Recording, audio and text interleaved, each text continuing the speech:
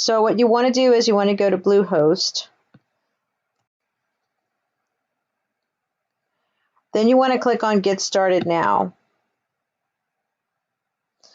Then there's three different plans here, and what I would do is pick the cheapest because you're just starting out, so it's not going to break the bank, or you probably don't need a lot of these features like on the Plus and the Prime. You just want to get started. So I would just go ahead and select the cheapest basic plan, which is $3.95 per month. And then here you want to pick your website. So this one's mine. So if you pick one that's already taken, it's going to take you to this screen here, big yellow screen. You cannot pick this domain, right? So if you pick a different one,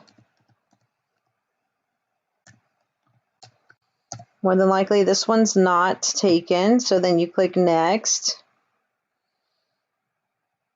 And what's going to happen is it's going to take you to this screen here. So you fill out everything here, everything here, and then you go to package information.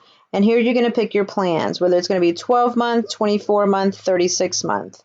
Now, if you look at the prices here, let's pick a 12-month for now. I would just delete this one or uncheck this one and uncheck this one. You can always add these later if you want. I always pick domain privacy protection because you're not going to get any junk at home or in your inbox or anything like that. It's all going to go to Bluehost, okay?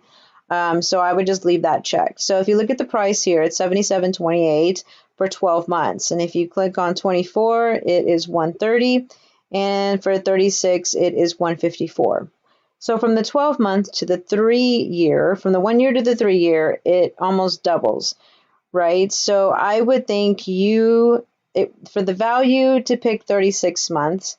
But if you don't think you're going to be able to make it past 12 months, and I don't, I'm hoping that you do, maybe you should pick the 1-year plan. That way you don't have to worry about it after that, okay? But so once you choose which plan you want, you're going to scroll down to the bottom and hit payment information, and you're going to fill in your credit card information, and then you're going to check down here where it says, I have read and agreed to Bluehost privacy policy and terms and service. Okay, so then you're going to click submit.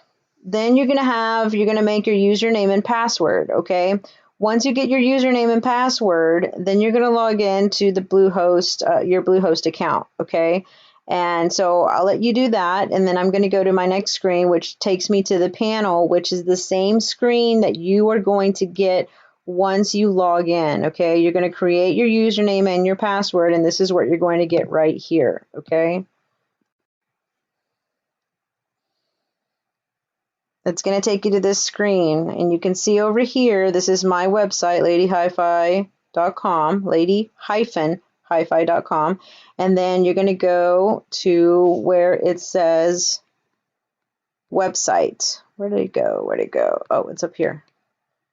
Website, and then you're going to install WordPress, okay?